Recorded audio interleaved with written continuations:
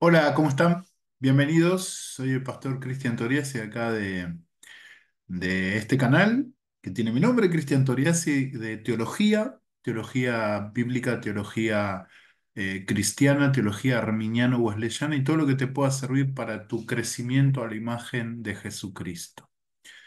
Bueno, no quería dejar pasar esta oportunidad de poder hacer un aporte a un fenómeno que se está dando ahora en las redes, especialmente en TikTok.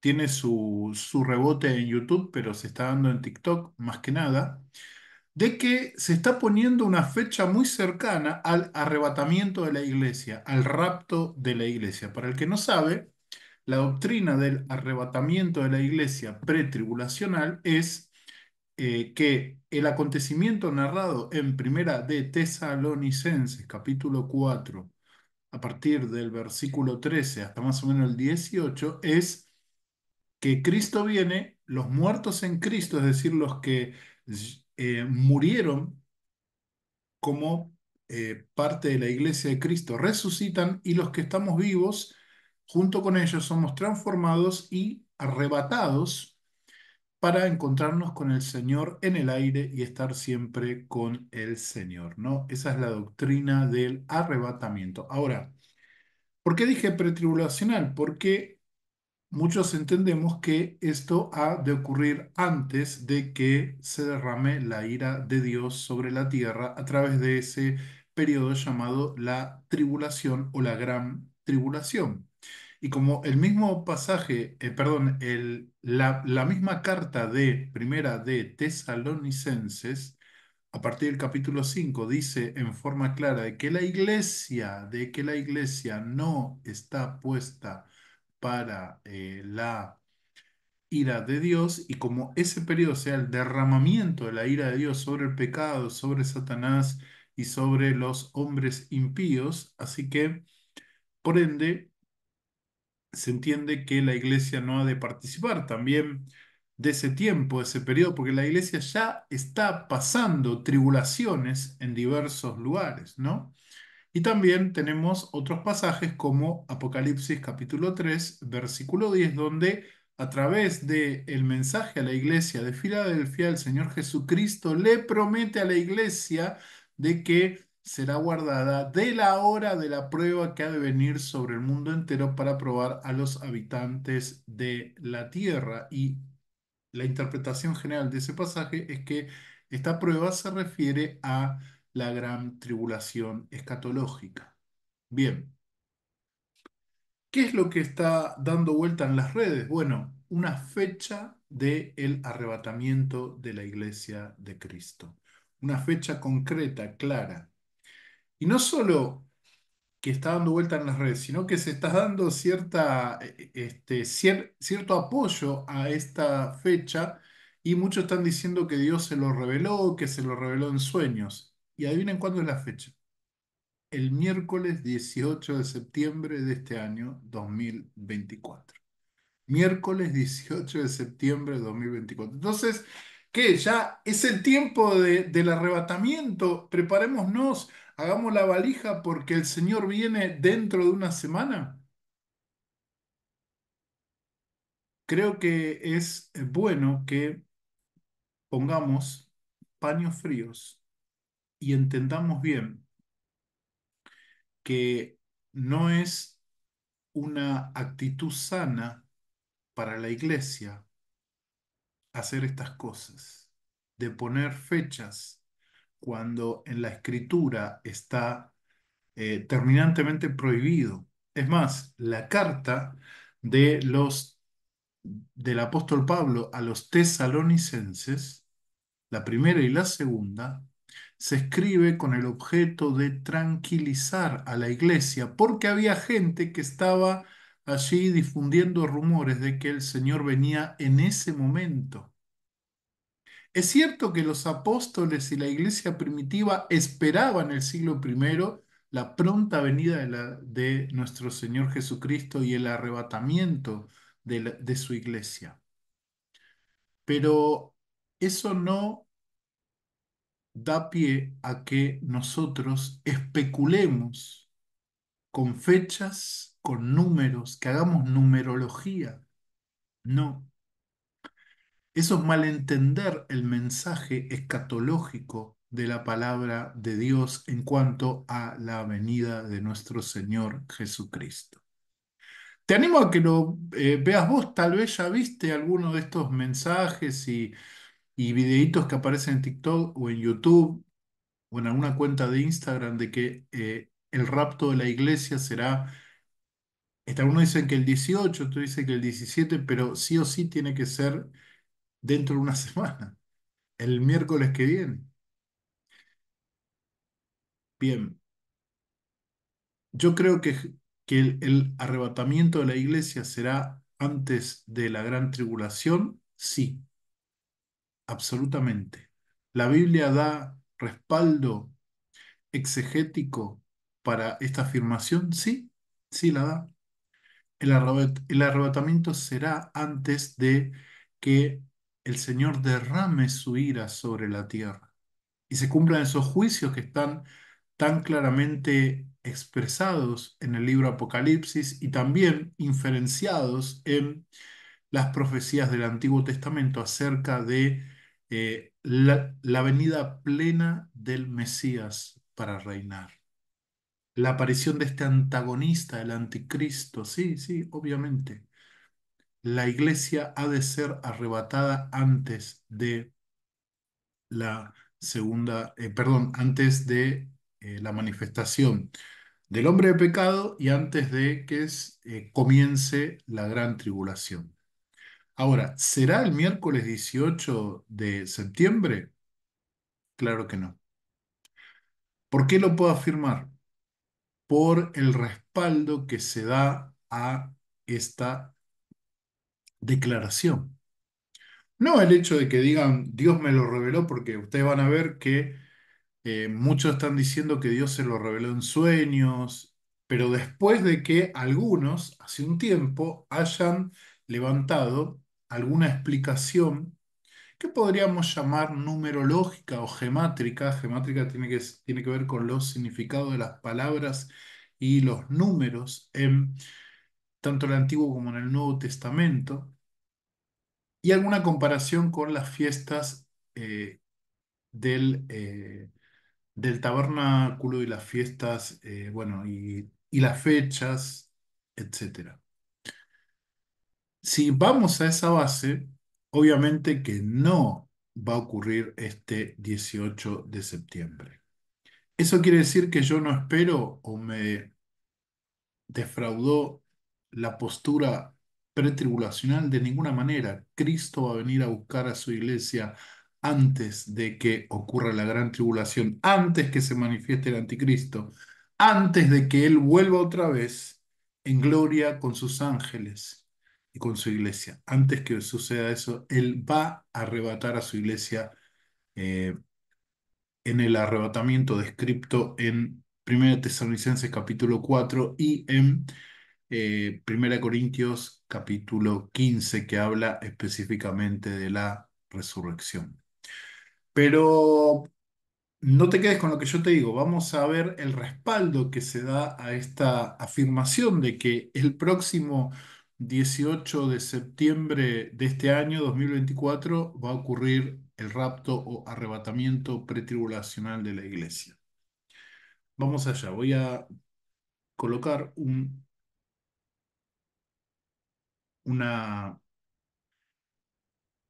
un respaldo eh, de un estudio para decir que esa es la fecha del arrebatamiento de la iglesia, y vamos a, obviamente, reaccionar y criticar eso porque no tiene asidero bíblico, pero quiero mostrar el respaldo y poder tener eh, eso en mano, que ustedes lo vean también y poder criticarlo, ¿no? Porque si no, no se puede criticar. Si alguien dice Dios me lo reveló, no se puede criticar eso. Tengo que dudar nada más. Y la escritura dice bien claro que cualquiera que dice tener revelaciones, y que obviamente dicen que son profetas, pero cualquiera que dice tener alguna revelación, una palabra de Dios, la iglesia tiene que juzgar. tiene que juzgar. Primera de Corintios 14, la iglesia tiene que tener su propio sistema inmunológico en cuanto a las revelaciones, en cuanto a las guías sobrenaturales que supuestamente vienen de Dios. Y no es malo eso, es el mandato que nos da el Espíritu Santo a través de su palabra inspirada por medio del apóstol Pablo, que él dice que si cualquiera trae a la iglesia revelación, tiene que ser juzgada. No juzgar a la persona, sino juzgada la revelación. ¿Y cómo se juzga la revelación? Se juzga con la revelación más eh, eficiente. ¿Cuál es la revelación más eficiente? La que está en las Escrituras, lo que el Señor ya ha revelado. Personalmente creo en que Dios puede hablar e iluminar de forma sobrenatural a las personas hoy, sí, por supuesto, pero tiene que ser juzgado de acuerdo a lo que dice la Escritura. Vamos a compartir, esto es de un foro de hace unos meses,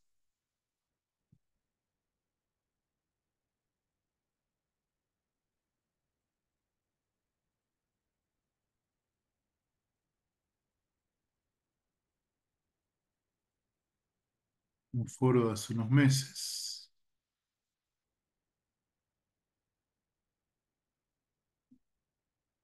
a ver si vamos,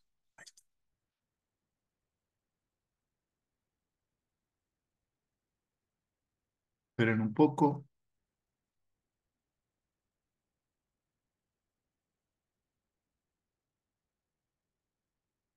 esperen un poquito para que aparezca en pantalla.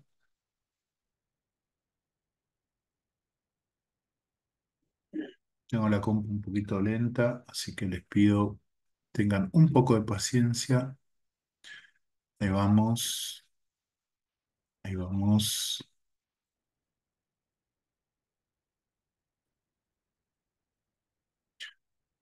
Bueno, voy a ir buscando un texto. Vamos a ir viendo punto por punto la explicación, la base de por qué se llega a esa fecha y vamos a ir, si es posible, rebatiendo, si no, afirmando, ¿no? Obviamente, porque esto no es ensañarnos con nadie en particular, ni con ninguna persona que dice haber tenido o haber llegado a cierta información, sino simplemente enfocarnos en la revelación más segura, que es la palabra de Dios, la revelación ya dada a la iglesia hace más de 2000 años. Esa es la revelación más segura que vos y yo tenemos para entender ya sea la escatología como todo lo que el Señor nos ha puesto para que nosotros como iglesia lo llevemos, ¿sí? Y lo creamos y lo vivamos. Bueno, esperen un poquito que tengo un problema con la compu. Ahí estamos. Creo que ya se puede ver. Me voy a agrandar un poquito más.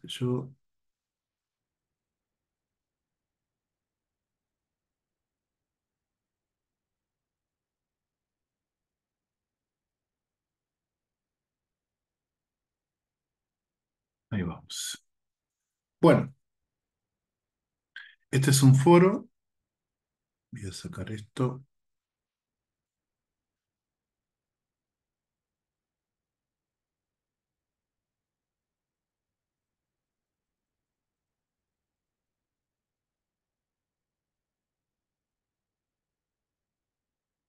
Bueno, este es un foro. El foro se llama mi arroba y es de el 18 de mayo de 2024, ¿sí? Y este creo que es el administrador del foro, ha puesto esta noticia que ya tiene bastante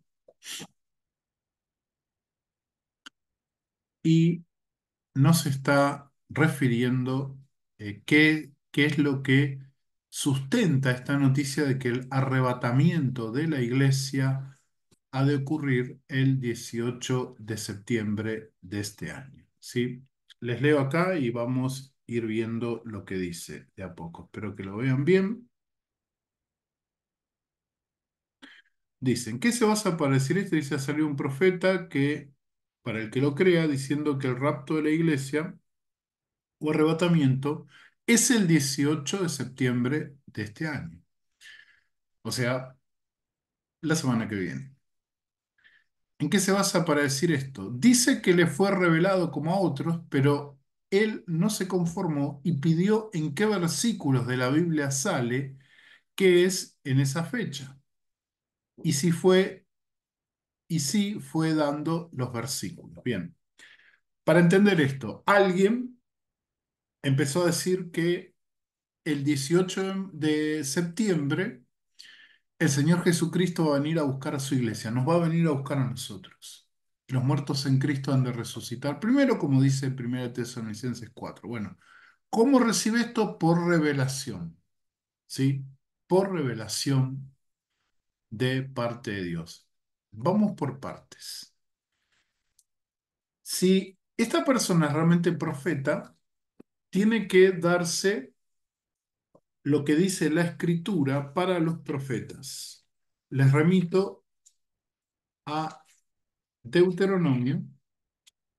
Voy a leerlo en la versión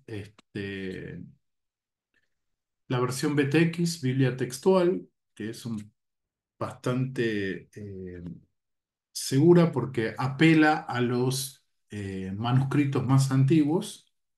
Deuteronomio capítulo 18. Deuteronomio capítulo 18. Dice así la palabra de Dios. Vamos a ver el contexto desde el versículo 18. Profeta les levantaré de en medio de sus hermanos, como tú, y pondré mis palabras en su boca. Y él les hablará todo lo que yo le ordene. Y sucederá que cualquiera que no obedezca a mis palabras, que él hablará en mi nombre, yo mismo le pediré cuentas de ello. Acá tenemos esta palabra que está referida principalmente al gran profeta que Dios iba a enviar a su pueblo Israel para traer su palabra encarnada, y todo aquel que no escuchare su voz sería cortado del pueblo. Bueno, esta profecía se cumplió específicamente en la persona de nuestro Señor Jesucristo, pero también esta palabra nos habilita para medir a todos aquellos a los cuales Dios le iba a hablar, a todos aquellos a los cuales iban a tener acceso a su secreto, como dice Jeremías, e iban a ser profetas del Señor, que iban a traer la palabra. El profeta es el que trae la palabra de Dios y la transmite al pueblo. Entonces, en el versículo, eh, perdón, el versículo 20 ya nos habla acerca, ya no de este gran profeta, sino que nos habla acerca de todo profeta o toda persona que reciba palabras sobrenaturales de parte de Dios. ¿Y cuál es la condición que prueba de que estas personas o esta persona que dice ser profeta es un profeta de Dios de verdad? Dice el versículo 20, pero el profeta que tenga la presunción de hablar en mi nombre, ya el Señor está acá como anticipando que muchos van a venir a hablar en el nombre del Señor, en el nombre del Dios verdadero. Dice, palabra que yo no le haya mandado decir, o que hable en nombre de otros dioses, el tal profeta morirá. Y si preguntas en tu corazón, ¿cómo podemos conocer la palabra que no ha hablado Jehová?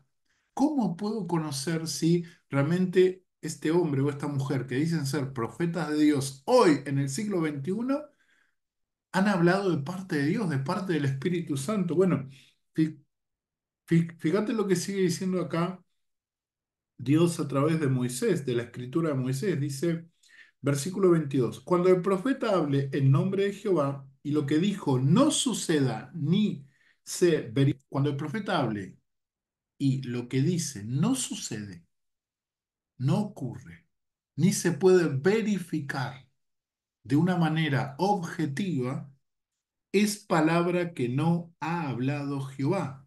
Con presunción la habló el tal profeta, no tengas temor de él. Esto es clave, hermanos, amigos. Si alguien habla y no sucede ni se puede corroborar con la escritura y con hechos objetivos, tenemos que tener la seguridad que esa palabra no vino de parte de Dios. No se puede andar por ahí diciendo, Dios me habló, yo soy el profeta de Dios, si realmente Dios no me está diciendo la palabra. El profeta habla palabra directa de Dios, no lo que siente, lo que le parece, lo que cree que puede ocurrir. No, el profeta debe hablar palabra de Dios y lo que dice se debe cumplir. Si no se cumple, no es profeta de Dios. Y termina, con presunción la habló el tal profeta. Presume ser portador de la voz de Dios, pero en realidad no es nada de parte de Dios. Y esto es para nosotros, no tengas temor de él. No tengamos temor de ninguna palabra que dice ser profecía, pero que no se cumple de ninguna manera. Si alguien o un grupo de personas dijeron haber tenido revelación de parte de Dios de que el arrebatamiento ocurrirá el 18 de septiembre, bien, si se cumple, era profeta de Dios o eran profetas de Dios, y si no se cumple, son falsos profetas. Están presumiendo que tienen la palabra directa de Dios, pero en realidad no están hablando en nombre del Señor y por lo tanto no hay que considerar ni tener ningún temor. Además que esto de poner fechas va en contra de lo que expresa la misma palabra de Dios. Una profecía no puede, por definición, contradecir a la profecía más segura que es la de las Escrituras. Pero sigamos. Dice no solo que se le reveló la fecha, sino que se le dio a entender los versículos en el que está anclada esta fecha del 18 de septiembre. Sigamos. Tradicionalmente todos los predicadores y agoreros cuando hablan del futuro dicen que va a pasar esto y lo otro. Hacen referencia a la profecía de las 70 semanas de Daniel, Daniel 9 eh, y de Mateo 24 y al libro del Apocalipsis. Pues bien, en la profecía de las 70 semanas de Daniel, que era del siglo sexto antes de Cristo, cuenta la reconstrucción de Jerusalén y el segundo templo, la venida del Mesías o la semana 69, la semana de 7 años, su muerte y luego la destrucción otra vez de la ciudad y el templo, que ocurrió en el año 70 de nuestro tiempo, después de Cristo, por los romanos. Y se deja una semana de 7 años para el final, la semana 70, y en ella hay un versículo de Daniel 9:27 que dice, a la mitad de la semana hará cesar el sacrificio y la ofrenda. ¿Sí? Esto es así, eso dice la Escritura. Muchos han pensado que se construirá un tercer templo donde se harán otra vez los sacrificios de animales. Pero normalmente los escritos del Antiguo Testamento luego se matizan o aclaran en el Nuevo Testamento.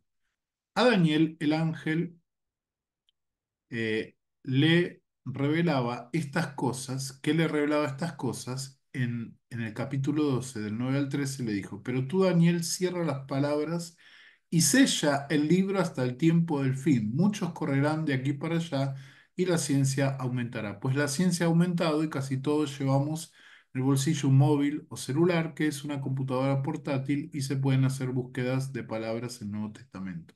Buscando la palabra sacrificio salen varios versículos, Romanos 12:1, Hechos 13:15-16, Filipenses 2:17, donde el sacrificio son los hermanos, la iglesia o el servicio de la iglesia, la iglesia conjunto de fieles o hermanos y no un edificio de piedra.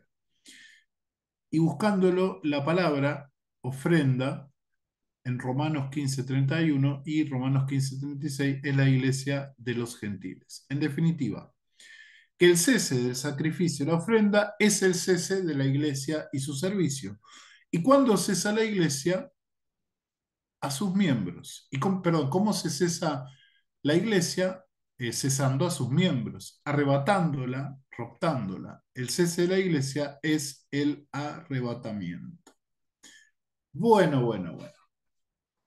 Acá tenemos muchos textos que tenemos que entenderlos siempre en su contexto.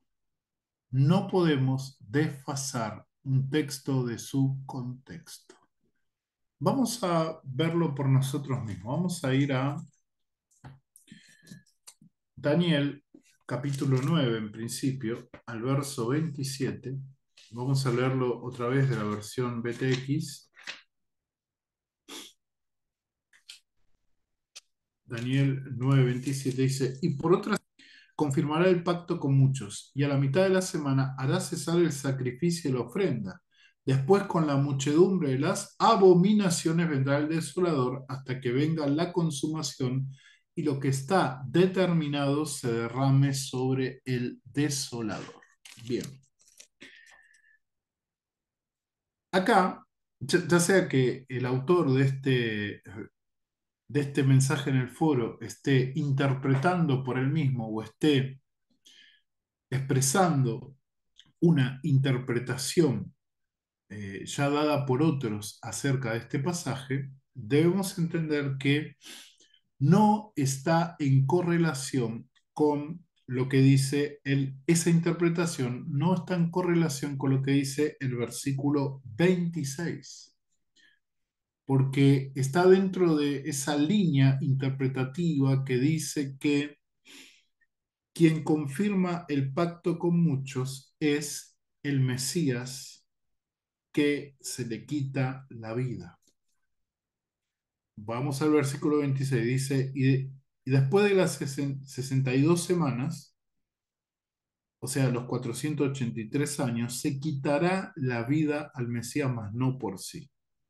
Entonces, muchos, especialmente desde el amilenialismo y tal vez del postmilenialismo, interpretan que de esta parte del versículo 26 en adelante se refiere a Cristo, el Mesías al cual se le quita su vida es nuestro Señor Jesucristo.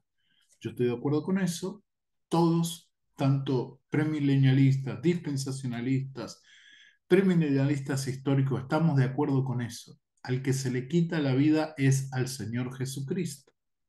No a el sacerdote Onías III, como dicen los judíos, o como dicen los liberales o los intérpretes ateos, no se refiere a un personaje del siglo III antes de Cristo, sino que se refiere a el mismo Mesías que aparece en el siglo I después de Cristo. Bien, en eso estamos todos de acuerdo. Ahora, ¿por qué tengo que interpretar de que el que confirma el pacto con muchos es el mismo Mesías y que éste hará cesar el sacrificio de la ofrenda?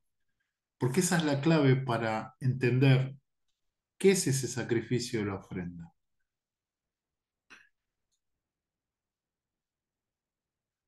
El versículo 26 es claro en decirnos que no es el Mesías, no es el Mesías príncipe al cual se le quita la vida el que hace el pacto con muchos y cesa el sacrificio y la ofrenda a la mitad de la semana. No es él. ¿Por qué? Porque a la mitad del versículo 26 sigue y el ángel Gabriel, le dice o le da información acerca de otro personaje. Hay una diferenciación clara en el hebreo, y acá está bien clarito. Yo lo expuse en otro video en la Biblia hebrea, Y el pueblo de un príncipe que ha de venir destruirá la ciudad y el santuario. Todos estamos de acuerdo en que acá alude a la destrucción de la ciudad de Jerusalén en manos de los romanos. Y tenemos la aclaración de esta profecía en Mateo 24 y en Lucas 21 y en Marcos 13, en el mensaje de nuestro Señor Jesucristo. Dice, pero su fin será como inundación, o sea, el fin de la ciudad, y hasta el fin de la guerra han sido decretados los asolamientos o sus asolamientos. Acá está hablando de la ciudad. Y después dice, por otra semana confirmará el pacto con muchos. Ahora, ¿por qué tengo que desconectar esta parte del versículo 27 de lo que se viene diciendo de el pueblo de un príncipe que ha de venir? ¿Qué regla exegética me hace desconectar este pasaje? Porque en este pasaje hay una continuidad. En este pasaje hay una continuidad. Si yo me salto esta continuidad, yo no estoy haciendo exégesis, yo estoy haciendo eisegesis.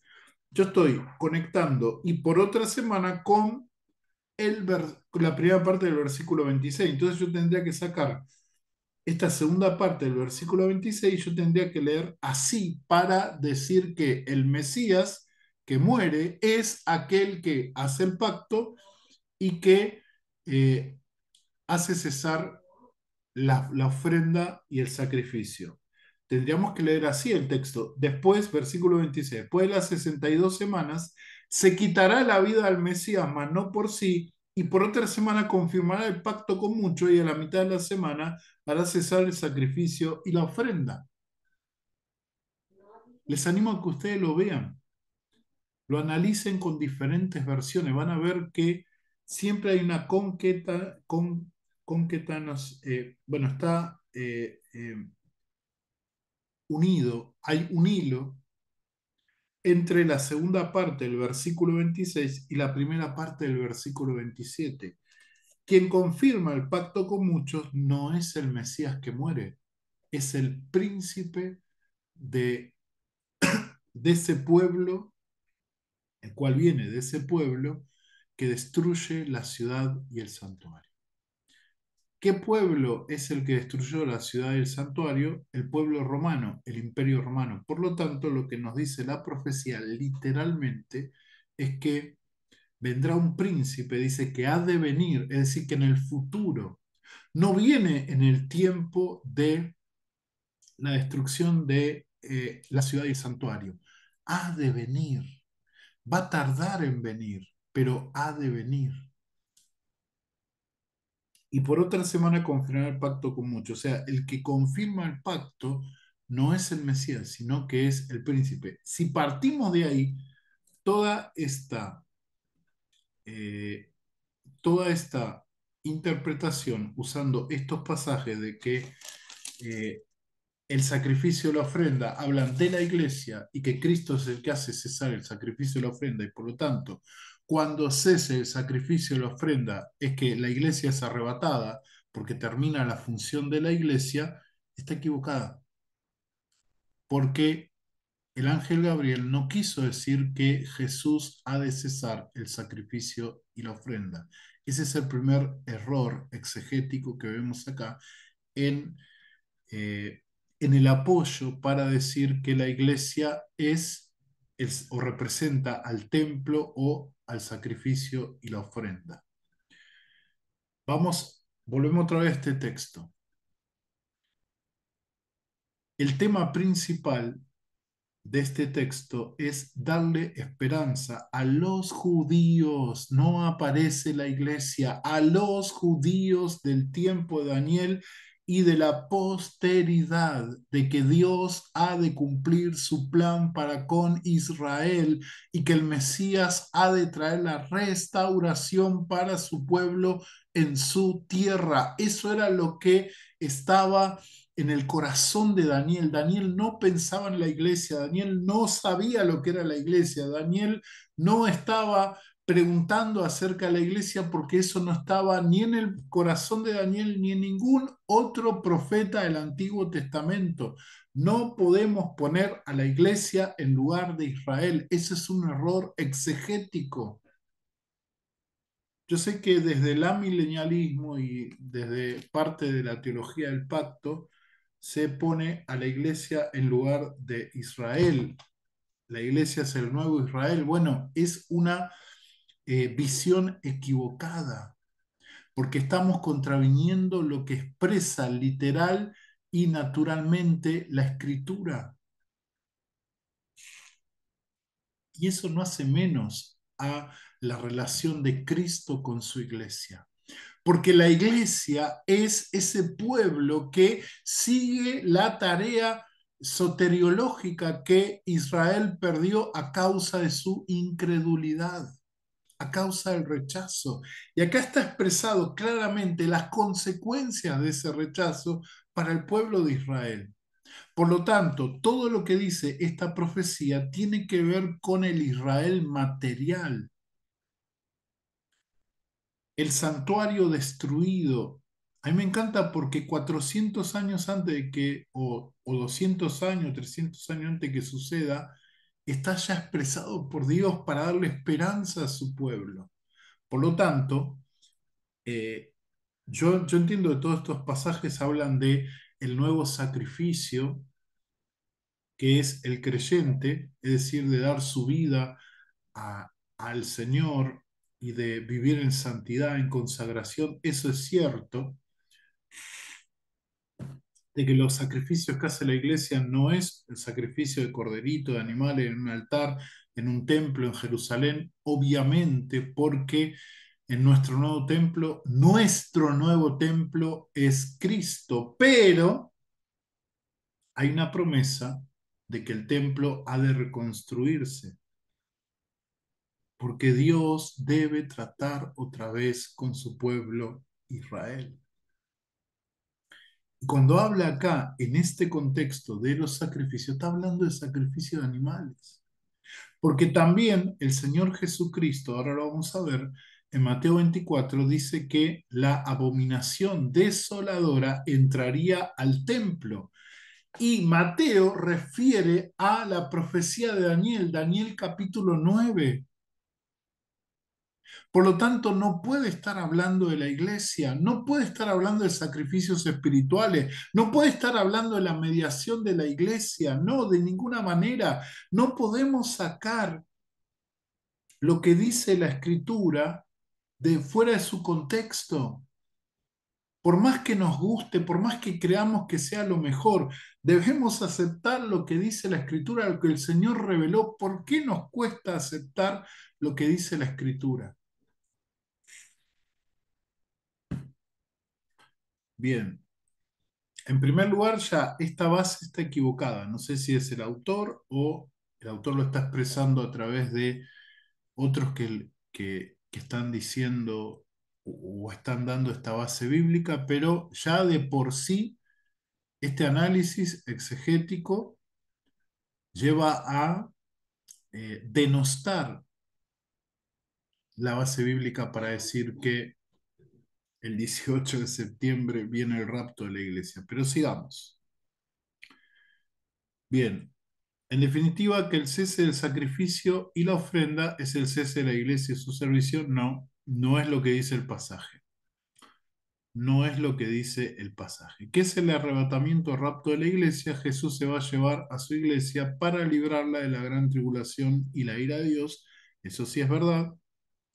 Obviamente tenemos contrapunto con los hermanos amilenialistas, postmilenialistas y también desde la postura de la renovación del cielo y la tierra, pero es claro que el Señor ha de arrebatar a la iglesia, o muchos tenemos esa postura antes de la gran tribulación, ¿no? Bueno, acá cita Apocalipsis 3:10, pero no da para puntualizar porque nuestro punto crítico de análisis es que hay una fecha para el rapto de la iglesia. Bien, ¿y cuándo viene? Se pregunta acá. ¿Cuándo es el rapto de la iglesia? Pues ya hemos leído Daniel 9:27 y el cese es a la mitad de la semana 70 de los 7 años. La mitad es el cuarto año de esa semana. eh, pero ¿cuándo es la semana 70? Bien, ahora nos vamos a Mateo 24 y a la parábola de la higuera que se refiere a Israel, ¿no? Y, esperen, creo que me comí un pasaje. Acá está, sí, me comí un pasaje. No, acá no lo nombra. Bueno, después cualquier cosa lo, lo incluyo, porque lo vi en un video, en un TikTok, que nombran este pasaje. Pero vamos a Mateo 24:32. Dice, de la higuera aprended la parábola. Cuando ya su rama está tierna y brotan las hojas, sabéis que el verano está cerca. Así también vosotros, cuando veáis todas estas cosas, conoced que está cerca a las puertas. De cierto os digo que no pasará esta generación hasta que todo esto acontezca. El cielo y la tierra pasarán, pero mis palabras no pasarán. El reverdecer de la higuera es el nacimiento del Estado de Israel en 1948, dice acá, una generación, según el Salmo 90, son 80 años para los más fuertes. Así que todo esto pasará, segunda venida, antes de 80 años, desde el 4 de mayo de 1948, lo que nos lleva al 14 de mayo desde el 2028. Según el calendario bíblico, los años empiezan en primavera, con la Pascua, y van de primavera a primavera. Así que 2027 iría de la primavera 2027 a primavera 2028. 2026 y 2025, y el cuarto año sería la primavera de 2024, al comienzo de la siguiente primavera. La mitad de la semana 70 es en 2024. Bueno, acá tenemos muchas aseveraciones que tenemos que analizar críticamente para poder afirmar si esto apoya o no la teoría de que la semana que viene el Señor a arrebatar a su iglesia. A ver, voy a seguir leyendo y ya nos detenemos a analizar punto por punto. Y la mitad de la semana es el 2024 y ya estamos en el tiempo del fin y se ha abierto el libro de Daniel que estaba sellado hasta los tiempos del fin. Los meses bíblicos son lunares, cada año tiene 12 lunas y cada 2 o 3 años se añade un mes al año. 2024 es un año de 13 lunas. La mitad de la semana es a la mitad del año y el mes séptimo con 6 meses delante y 6 meses por detrás. Los días del mes empiezan con la luna nueva, día 1, el 15 sería la luna llena. La mitad del mes sería la luna llena del día 15. En definitiva, en el calendario bíblico estamos hablando del día 15, luna nueva, el mes séptimo de después de la primavera. ¿Y cuándo empieza la primavera 2024? No sé si recordáis que marzo fue un mes cálido y se decía el refrán de que cuando marzo mayo marcea. Bueno, seguramente está hablando desde Europa, donde el verano, la primavera y el verano empiezan este, en, en la primera mitad del año. Nosotros que estamos acá en el hemisferio sur es en la segunda mitad.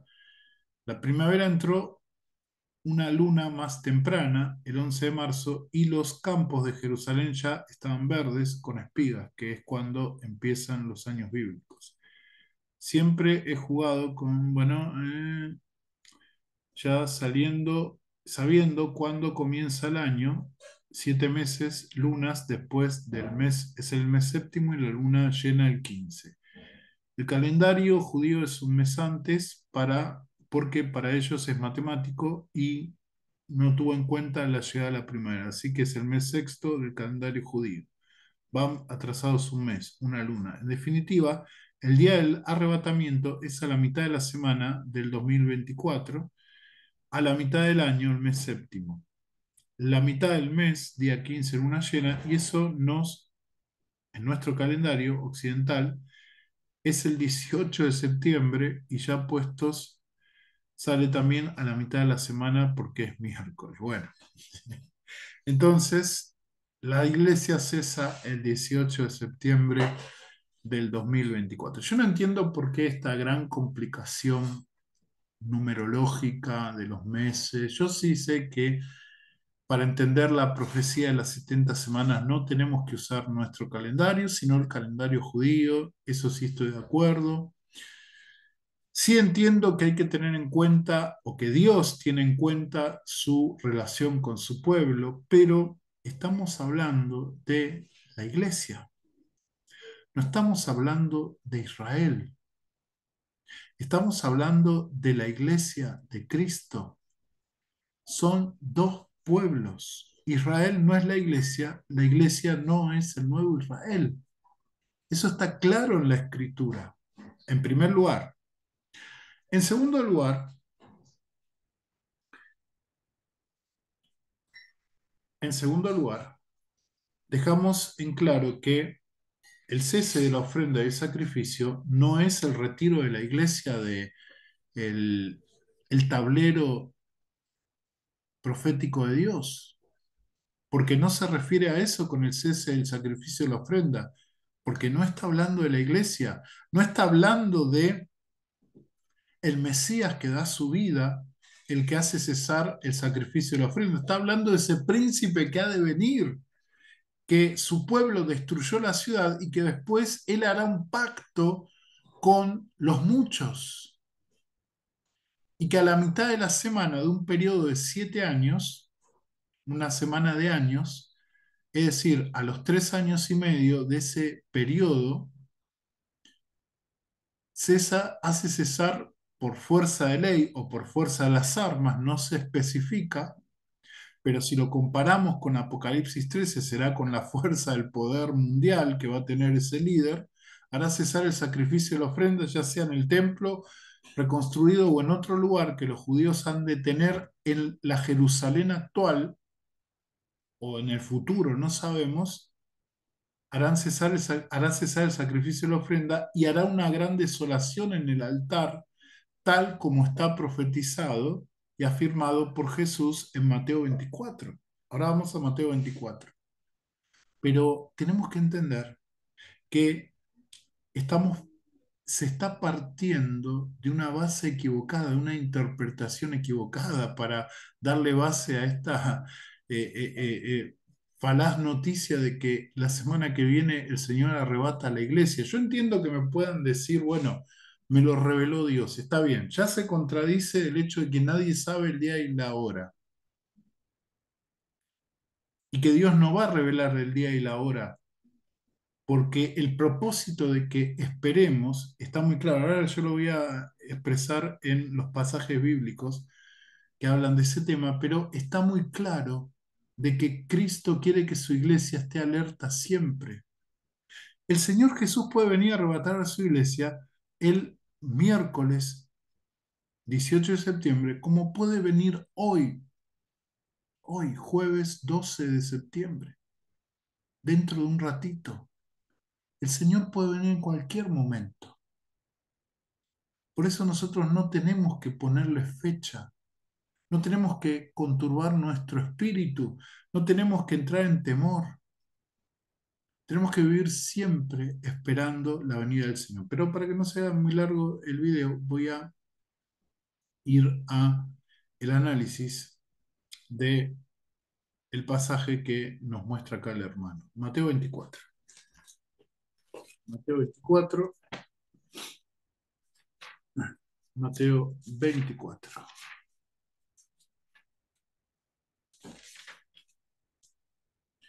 32. Dice: así que de la higuera aprended la parábola. Cuando su rama ya se pone tierna y brotan las hojas, sabéis que el verano está cerca.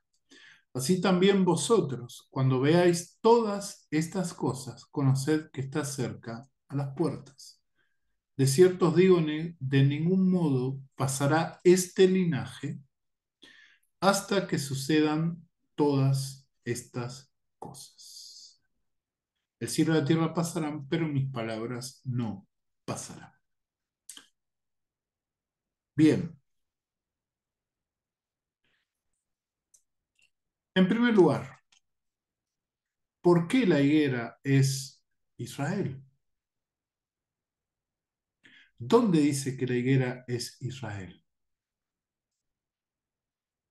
Dice acá el Señor que, bueno, Israel es como la higuera, que cuando aparecen las hojas viene el fruto, está reverdeciendo. ¿Dice eso? El pasaje dice claramente, y acá yo estoy apelando a una regla exegética, no interpretar nada, ni alegórica, ni literalmente, si el pasaje no nos lleva a ese tipo de interpretación. Así que de la higuera aprended la parábola. ¿Qué está diciendo el Señor acá? ¿Qué está diciendo acá el Señor? Está diciendo de forma clara que Él está haciendo un simil largo. La parábola es un simil largo, un simil arrebolado, un simil que está eh, entroncado con una historia de vida, con algo que está muy en lo profundo de los oyentes, algo que realmente pueden conocer los oyentes, pueden experimentar, vivir una vivencia diaria. Así que de la higuera aprended la parábola. Cuando su rama ya se pone tierna y brotan las hojas, sabéis que el verano está cerca. El Señor no está diciendo que Israel o Jerusalén o los habitantes de Jerusalén o el Estado de Israel hoy es la higuera. Les está diciendo a ellos y a nosotros que comparemos con una higuera, que cuando vemos que las hojas están allí, es que pronto vienen los frutos, pronto viene el verano. Simplemente eso. No que la nación ha de reverdecer, sino que está diciendo que cuando veamos las señales, ciertas señales, pronto viene el verano, el tiempo para dar fruto. Ciertamente, la restauración del Estado de Israel es una gran señal, pero no es la señal que está acá infiriendo nuestro Señor Jesucristo. Y eso nos lo dice el pasaje en el versículo 34, donde dice, de ningún modo pasará este linaje hasta que sucedan todas estas cosas. Acá el Señor está eh, haciendo conexión entre esta generación o linaje y las señales que Él les está describiendo. La señal de el asolamiento de Jerusalén y la tribulación que han de pasar ellos, los judíos. Inclusive la señal de su segunda venida. ¿Por qué les dice esto? Porque dice que no pasará este linaje, es decir, esa generación. No está hablando de la generación de el Israel del siglo XXI. Está hablando de esa generación. No pasará esta generación hasta que todo esto acontezca. O sea que mucho de lo que está profetizando el Señor iba de acontecer en aquella generación. ¿Y cuándo ocurrió esto? Esto ocurrió precisamente tal como el Señor dijo, en una generación de 40 años, no de 80, de 40 años más o menos. Y si le sumamos también lo que pasó en el siglo segundo, podríamos llegar a 80 para poder cumplir esta profecía que nos ponen acá. con la destrucción de Jerusalén, el asedio y la destrucción de Jerusalén. Lo que está refiriendo acá el Señor es a el juicio que vino sobre el pueblo incrédulo, el pueblo de Israel incrédulo que no le aceptó como Mesías. Eso es lo único que está describiendo acá el Señor. No está describiendo una generación futura de Israel que ha de ser restaurada en su nación. Está hablando de las señales que ellos tenían que ver. Y esto está cumplido históricamente. Los cristianos, dice Flavio Josefo, que estaban en Jerusalén, se acordaron de esta profecía. Esto eh, está respaldado por los escritos de Flavio Josefo. Flavio Josefo dice que los cristianos que estaban sufriendo el asedio, cuando vieron los ejércitos romanos rodeando la ciudad, escaparon para la ciudad de Pella. Dice, tal como ellos habían escuchado del Señor hace más de 40 años atrás. Eso lo agrego yo, pero parafraseando lo que dice Flavio Josefo. Otra vez, no podemos subvertir la escritura, queridos amigos y hermanos. No podemos decir lo que no es. Hacer decir a la escritura lo que no dice la escritura. Ahora, esto implica que todo el pasaje no es escatológico, no habla de su segunda venida, sí habla de su segunda venida. Pero otra vez, yo lo expliqué en un video anterior, este pasaje tenemos que entenderlo primero en el contexto de los sinópticos. ¿Qué son los sinópticos? Los tres libros que tienen la misma mirada de lo que dijo el Señor, pero que cada autor hizo hincapié en una parte especial del mensaje del Señor porque tenía un propósito específico. Acá tenemos que ir hacia lo que se conoce como la concordancia. La concordancia entre los tres evangelios sinópticos, porque este mensaje no está en Juan, por eso Juan queda excluido acá. Los tres evangelios sinópticos. Y si vamos a Lucas capítulo 21, Lucas capítulo 21, vamos a encontrar la corroboración de lo que yo te estoy diciendo, que el Señor se refiere en lo que sería teológicamente un doble horizonte profético a las calamidades que esa generación iba a sufrir y a la persecución que iban a sufrir los judíos o van a sufrir los judíos al final del periodo de la gran tribulación y cerca de la venida del Señor Jesucristo. Están los dos periodos acá. Y tengo acá Lucas 21 para poder corroborarlo.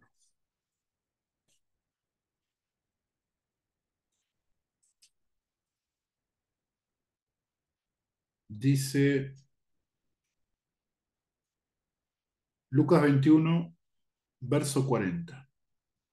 Perdón, Lucas 21, verso 20. Dice, y cuando veáis a Jerusalén rodeada de ejércitos, sabed entonces que su destrucción está cerca. Entonces los que estén en Judea huyan a los montes, y los que estén en medio de ella salgan de la región, y los que estén en los campos no entren en ella, porque estos son días de venganza, para que se cumplan todas las cosas que han sido escritas. Ay de las que estén encinta y de las que críen en aquellos días, porque habrá gran calamidad sobre la tierra e ira sobre este pueblo, y caerán a filo de espada y serán llevados cautivos a todas las naciones, y Jerusalén será hollada por los gentiles hasta que se cumplan los tiempos de los gentiles. Esto no es en el momento de la segunda venida de Cristo, esto es a partir de la década del 70 del siglo I hasta finales hasta mitad de la década del 30 del siglo segundo, donde es destruido el último reducto de resistencia judía cuando se vence y ejecuta a Simón Bar Kocheva, que es el último que reunió a los insurgentes y los llevó a lo que se conoce como Masada, ¿sí? Donde fueron arrasados los judíos allí bajo el liderazgo de ese falso Mesías, Simón Barcocheva. Entonces, claramente acá esto es palabra de nuestro Señor Jesucristo. ¿Por qué no es lo mismo que dice Mateo? Por lo que yo te estoy diciendo, los evangelistas tomaron específicamente fragmentos del discurso del Monte de los Olivos. Nosotros tenemos que estudiar el Monte de los Olivos en la perspectiva de los sinópticos. Entonces, si lo que dice Mateo no lo dice Lucas, es porque Mateo se centró específicamente en el cumplimiento de la profecía de las 70 semanas. Y por eso alude, volvemos a traer a Mateo, este pasaje que leímos, que es el mismo que aparece en Mateo 24,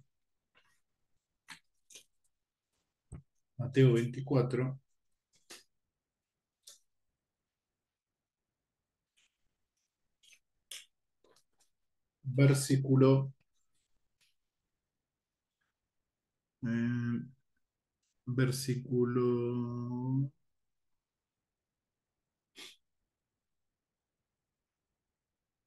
15. Fíjense que acá Mateo dice, el versículo 15 y es análogo al versículo 20, sí, al versículo 20 de Lucas. Dice el versículo 15: por tanto, cuando veáis la abominación de la desolación dicha por el profeta Daniel puesta en el lugar santo, el que esté leyendo entienda, entonces los que estén en Judea huyan a los montes. Fíjate que dice exactamente lo mismo. Pero Lucas agrega, y cuando veáis, versículo 20, Lucas 21, cuando veáis a Jerusalén rodeada de ejércitos, sabed entonces que su destrucción está cerca. Entonces los que estén en Judea huyan a los montes. ¿Por qué? Al parecer habla de dos cosas cuando está diciendo exactamente lo mismo. Porque tenemos acá el doble horizonte profético, donde el Señor está advirtiendo a sus discípulos de la destrucción que vendría sobre Jerusalén a causa del rechazo de él como Mesías, y a la vez les está diciendo lo que ha de suceder en el momento en que el anticristo ha de llevar la abominación desoladora a el altar, lo que dice Daniel 9:27. Esto es común en la profecía bíblica. Por eso tenemos que usar las reglas hermenéuticas para entender lo que dice la escritura y no sacar de contexto para que la escritura diga lo que nosotros pensamos. Sería maravilloso que el miércoles que viene venga el Señor a buscar a su iglesia, pero yo no debo guiarme y conturbar mi corazón por estas fechas y estos arreglos eh, numerológicos de fechas, de pasajes, de eventos.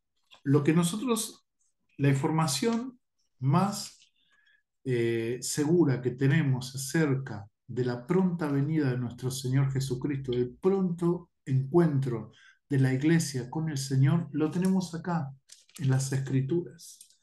Quiero dejarles un pasaje final, ya voy a salir de acá, porque ya más o menos quedó refutado esta falacia de que el Señor o que el rapto va a ocurrir dentro de una semana. Puede ser, pero no por estas razones, no por lo que diga acá, no por estas razones. ¿Sí? A ver,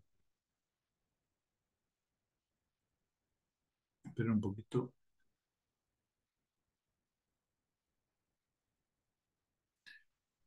Quiero leerles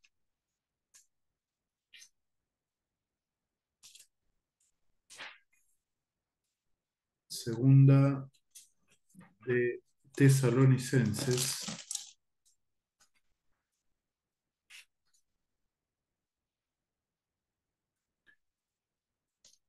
capítulo 2 versículos 1 y 2. Dice: pero con respecto a la venida de Jesucristo nuestro Señor y nuestra reunión con Él, es decir, el arrebatamiento de la iglesia, os instamos, hermanos, verso 2, a que no os dejéis perturbar fácilmente en vuestro modo de pensar, ni os alarméis ni por espíritu, ni por palabra, ni por epístola, como si fuera nuestra, en el sentido de que el día del Señor ha llegado. Y podemos agregar el versículo 3: nadie os engañe en ninguna manera, porque no sucederá sin que antes venga la apostasía y sea manifestado el hombre de iniquidad, el hijo de perdición. Bien, creo que hasta acá es claro que no debemos estar perturbados acerca de esta noticia que aparece por todos lados, de que supuestamente hay revelación de parte de Dios de que será el 18, 17, 18 de septiembre será el rapto. No soy incrédulo del rapto, sí soy incrédulo de esta fecha y de la forma en que se respalda esta fecha, porque contradice todas las reglas eh, naturales de la exégesis para entender e interpretar las Sagradas Escrituras. No podemos decir cualquier cosa, y menos decir que viene de Dios. Si el Señor viene esa fecha, bien, que el Señor venga, lo esperamos. El Señor dice allí en 2 de Pedro, capítulo 3, que tarda su venida, no porque el Señor nos quiere que nos desesperemos, que nos entristezcamos, no, es todo lo contrario. Tarda su venida porque espera que vos y yo prediquemos el Evangelio, que muchísimas personas pasen de muerte a vida, que sepan que en Jesucristo hay vida y esperanza. Por eso tarda su venida el Señor. No porque el Señor esté especulando a ver si viene mañana, si viene la semana que viene. No, el Padre sabe cuándo ha de ocurrir la venida de su amado Hijo, cuándo ha de ocurrir el encuentro glorioso de la iglesia con su esposo, con nuestro Señor Jesucristo. Por eso tenemos que estar alertas. No buscar una fecha específica, no necesitamos buscar ninguna fecha específica. Lo que necesitamos es vivir en santidad. Lo que necesitamos es como iglesia estar activos predicando el Evangelio. Lo que necesitamos como iglesia es estar en comunión con aquel que nos amó y dio su vida por nosotros y pronto va a volver. Lo que necesitamos como iglesia es traer esperanza al mundo. Eso es lo que necesitamos como iglesia. No estar especulando si hay una fecha u otra fecha o lo que sea, ¿sí? Espero que haya sido claro. La idea no es defenestrar a nadie, ni siquiera el autor de ese foro, que está bien, está transmitiendo ahí esas ideas y está todo bien, todo correcto. Eh, los, los que tenemos esta escatología dispensacional tenemos que estar tranquilos, no ir más allá de lo que dice la Escritura, no forzar la Escritura. El Señor viene, va a arrebatar a su iglesia ante la tribulación. ¿Será ahora, será después, será dentro de 500 años? No lo sabemos.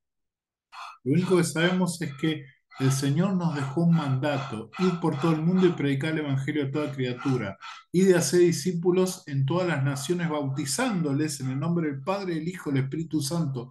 Esa tiene que ser nuestra prioridad: agradar al Señor, predicar el Evangelio, edificar a la iglesia, que los que vienen al seno de la iglesia puedan crecer a la imagen de Jesucristo por medio del bautismo y por medio del discipulado, haciendo los discípulos de Cristo, enseñándoles todas las cosas que Él nos mandó a hacer. Vivir en santidad, como dice el apóstol Pedro, ¿no? Y si sabemos que todas las cosas han de terminar, ¿cómo no tenemos que vivir, o cómo es que tenemos que esperar para vivir en santidad, para vivir en forma piadosa, en forma entregada, en forma consagrada al Señor, ¿sí? Parafraseando lo que dice ahí, segunda de Pedro capítulo 3. Así que no tengas miedo. Si viene el Señor el 18, gloria a Dios, lo esperamos. Ven, Señor, ven pronto. Y si no viene, lo seguimos esperando. Pero ninguna fecha tiene que mover nuestro corazón de servir y adorar a nuestro Señor Jesucristo, ¿sí? Así que más exégesis, más estudio bíblico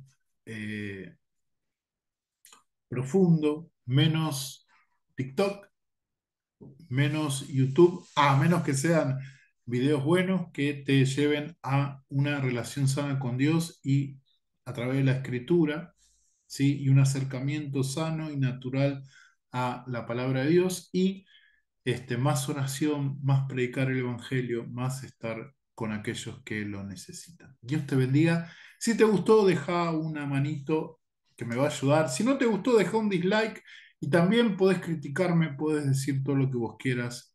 Es abierto esto sin decir ninguna grosería, sin faltar el respeto, sin ataques ad hominem, por favor, pero deja todo lo que vos sientas ahí. Si estás de acuerdo con que el Señor viene el 18, poné ahí tu fundamento bíblico, teológico, escatológico, lo que vos quieras, pero por favor, hace que el muro de comentarios se mueva, ¿sí? Y si no estás de acuerdo, también ponelo ahí, por favor. Así que eh, eh, te animo a que participes en este canal que es tu canal, ¿sí? Dios te bendiga. Compartilo para que pueda ser, si vos pensás que es de gran bendición, compartilo con otros para que pueda ser de gran bendición. Si no lo hiciste, suscríbete y sé parte de este canal. Dios te bendiga. Nos vemos el próximo, en el próximo video. Chau, chau.